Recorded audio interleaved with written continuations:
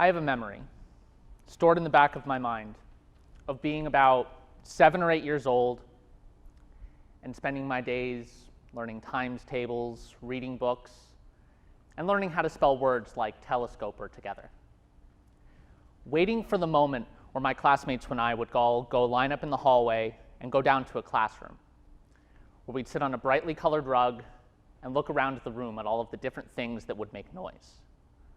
Singing songs like Three Blind Mice and Row, Row, Row Your Boat. Some of you may have a similar memory. The music classroom was always an open and welcome space for me. That's why I became a music teacher. Making music a part of my life was never a question, and I've always wanted to provide that experience for others. Today, making music is the most accessible it has ever been. With technology like video calls, social media, and online music platforms, people can make and share music with each other all over the world. So if that were true, this would be a room full of musicians, right? I mean, music is taught in the public schools K through 12.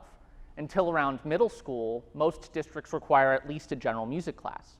There are even some colleges, ours included, that require some sort of art or music gen ed. Not to mention the tens and thousands of people who listen to music on a daily basis. But when you leave school, something changes. You have to plan your own day.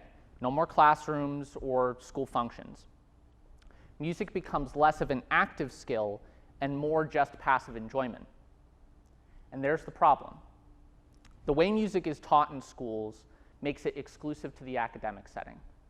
And if you want to continue engaging with music after school, you either stay in the academic field, or it becomes something for only those with the privilege to do so.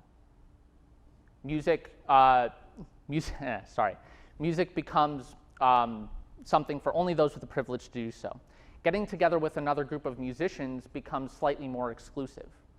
Groups like bands, choirs, and orchestras become something for serious musicians, and it becomes harder and harder to do. The amount of people who have told me that they wish they still did music is amazing. So throughout my musical upbringing, I began asking myself a question. Why is it that band, choirs, and orchestras are the only ways we teach students to engage with music growing up?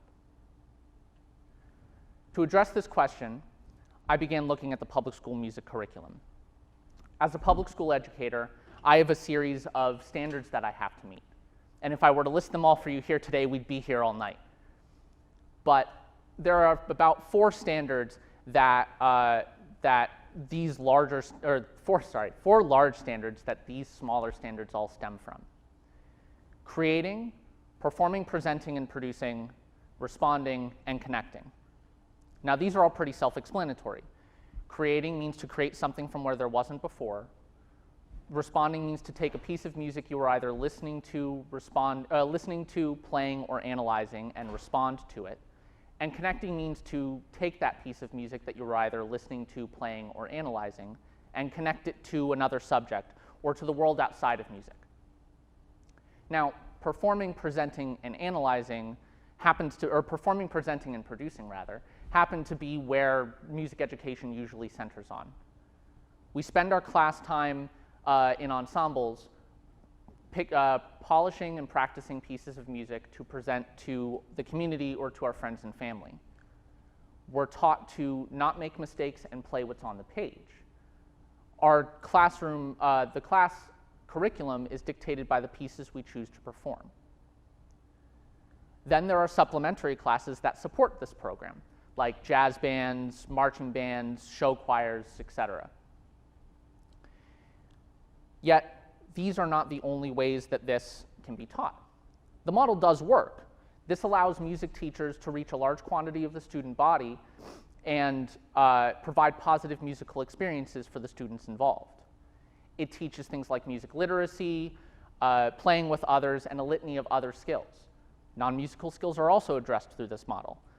Things like problem solving, goal setting, and time management, to name a few. And it's provided some of the best musicians that America has seen. People like Miles Davis, Yo-Yo Ma, and Lady Gaga all came from school music programs. However, This one way of teaching music isn't the only way, and frankly, it isn't always the best way either. If we were to look at all of the successful musicians that came out of just this country over the last century, there would be a portion of those musicians that never learned how to read music, not coming up through traditional programs. The great guitar player Jimi Hendrix comes to mind. Jimi Hendrix, a Clarksville native actually, never ended up coming through a school music program, learning to play by listening and experiencing it. He spent 4 years as a professional musician touring and playing, and is now considered one of the most influential figures in the history of rock music ever. Successful musician, no? There's another musician, Ray Charles, who grew up blind, never being in a school music program, yet became this incredible successful musician, learning and experiencing things through different methods, some from the jazz standards and some from other cultural musical traditions. As I said, this program works, but evidence shows us that it's not the only way. This model is built for a very specific student and can sometimes leave out some things.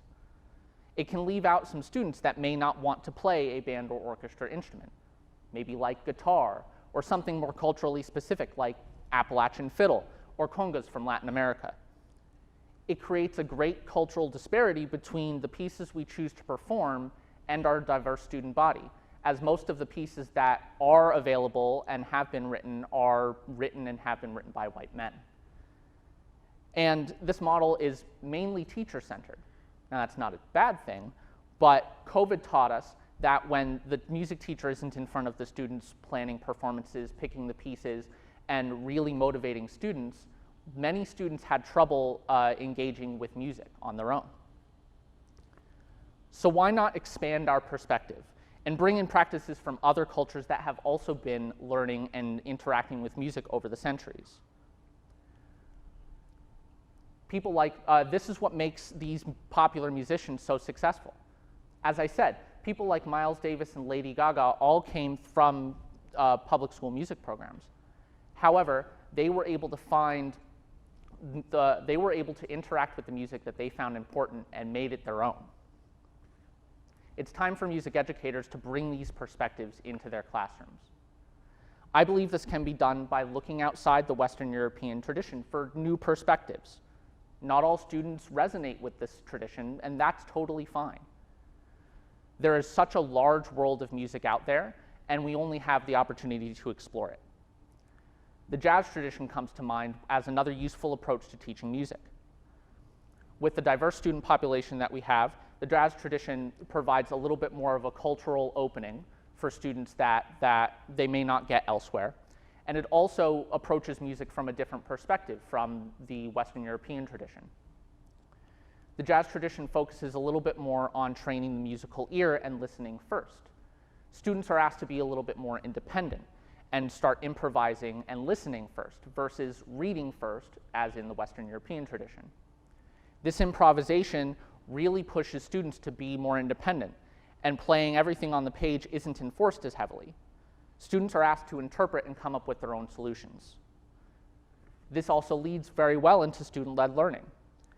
A student in this model would provide a musician, or would produce a musician that is more confident in their own sound, more willing to take risks, and to be more independent. Students would leave a program with this model with the ability to play and make music wherever they are.